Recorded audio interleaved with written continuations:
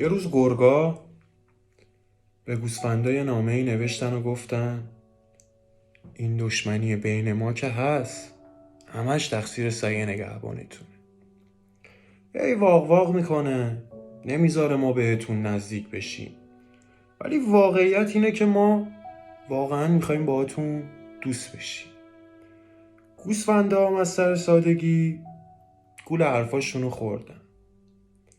کم کم سگ نگهبانشونو جور دیگه ای دیدن، نه به عنوان محافظ، به عنوان کسی که آزادیشونو گرفته.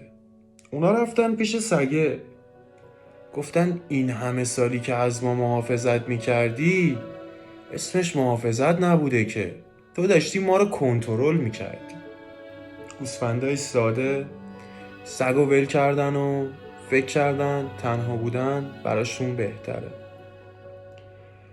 همون شب گرگا یه مهمونی حسابی گرفتن و بهترین شام زندگیشونو خوردن.